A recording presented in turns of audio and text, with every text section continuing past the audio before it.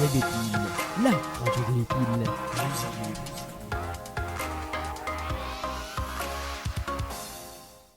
Vendredi 20 janvier, 14h13, bienvenue sur Web Épile, la web radio de l'épile. Ici avec vous, Bilal El Bouyadji, à la régie, Axel Chafin. Bonjour.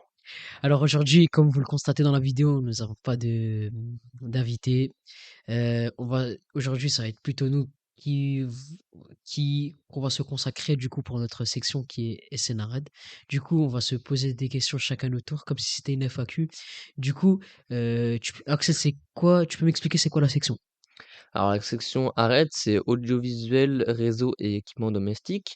Donc tout ce qui est la vidéo, le son, le réseau un peu en général et la domotique, tout ce qui se rapproche des éléments connectés à la maison. Donc pourquoi tu as intégré cette section, Bilal? Pourquoi j'ai intégré cette section? Très bonne question. C'est parce qu'en fait, moi, depuis 2017, je suis passionné de DJ. Du coup, je suis DJ on va dire à mes heures perdues, mais j'en fais beaucoup, beaucoup, tu vois. Et mon prof de français de troisième m'a dit de partir dans cette section. Moi qui connaissais pas déjà qu'il y avait une section audiovisuelle. Et voilà, du coup, j'ai aimé. Du coup, je continue à aimer jusqu'à en faire mon métier plus tard. Et toi, Axel? Moi, j'ai intégré cette section parce que, bah, j'aimais la vidéo, en général, et aujourd'hui, bah, comme vous pouvez le voir, on est en train d'enregistrer, sur YouTube, notre vidéo, donc ça porte ses fruits. Et je m'intéresse aussi au son, du coup, parce que je fais la régie, ici pour la web radio. OK, tu peux expliquer ton parcours, depuis la seconde? Alors depuis la seconde, dans la seconde, c'était pas comme maintenant du coup, parce que maintenant la seconde c'est TNE, Transition numérique énergétique qui regroupe MELEC, TISEC, non, MELEC, SN et c'est quoi? Ouais, du coup TFCA. Et nous, il n'y avait pas ça quand on était en seconde, nous c'était directement SNSN du coup.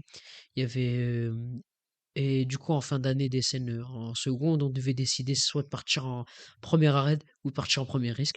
Donc du coup, je me suis dit, si t'aimes le son, tu vas continuer plutôt dans ce domaine-là parce qu'en risque, tu verras pas tout ce qui est son. Donc du coup, je me suis dit, on va sauter sur l'occasion. Et toi, du coup, Axel?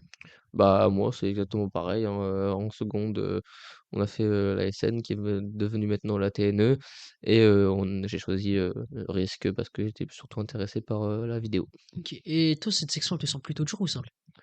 Cette section, elle me semble, assez, on va dire, moyenne quoi, par rapport au niveau.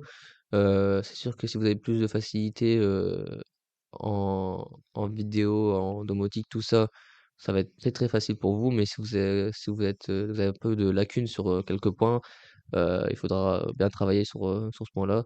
Je sais que nous, dans notre classe, on est beaucoup de personnes à faire beaucoup de pratiques, mais pas de beaucoup de théorique. Voilà. Alors moi, du coup, je vais dire la même chose que toi. Moi, ce qui me semble plutôt simple, c'est ce qu'on fait là maintenant. Du coup, on est en train d'enregistrer. Mais vous vous demandez dans la caméra, enfin derrière la caméra, comment est-ce que c'est dur ou pas? Moi, je dirais plutôt oui, parce que Axel derrière, il doit faire le montage de la vidéo. Et nous, on refait plusieurs prises derrière pour choisir la bonne. Et donc, du coup, ça nous demande de la travail et de la pratique qu'on a, on va dire, acquérir dans les heures de SN. Et ce qui me semble plus dur pour moi, c'est tout ce qui est domotique. J'ai mis longtemps à comprendre comment ça marchait, les IP, comment ça marchait, comment marchait une maison connectée et tout ce qui est environnement domotique et réseau. Alors du coup, Axel, est-ce que tu vas poursuivre tes études en BTS ou pas? Alors moi, oui, je pense, bah, c'est même sûr que je vais poursuivre mes études en BTS, donc ce sera, sûrement un BTS, CCST. On va parler, notamment du salon de l'étudiant qui se passe, Aujourd'hui. en ce moment, depuis, hier, depuis jeudi, jusqu'à demain samedi. Donc j'espère que la vidéo sortira avant ça. Mhm. J'irai voir aussi ce qui se passe au salon des étudiants pour voir s'il n'y a pas d'autres trucs qui m'intéressent. Mais moi, comme je suis élève de l'EPIL, on peut me proposer un BTS CCST dans la rue. Donc moi, ça me va. Et n'hésitez pas aussi si que cette vidéo vous a enrichi, n'hésitez pas à aller au salon de l'étudiant pour nos, je parle au terminal, n'hésitez pas à aller au salon de l'étudiant, ça va vous aider à choisir votre future école et vous orienter vers Parcoursup. Alors moi, du coup, si je continue en BTS, je continuerai en BTS, bien sûr. Peut-être, comme tu viens de le dire, CCST. CCST, ou peut-être je vais partir, je vais quitter Lille, partir peut-être à Lyon ou à Toulon, je ne sais pas. Je vais plutôt faire un BTS audiovisuel option son et image. Après, je ferai l'équivalent d'un master en audiovisuel. Et après, après ces études, je rentrerai en concours pour être agent de la répression des fraudes au niveau d'Internet.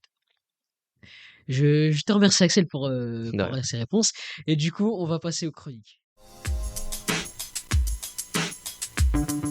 Les infos avec Bilal Boyadji et Axel Turpin sur le Dépile.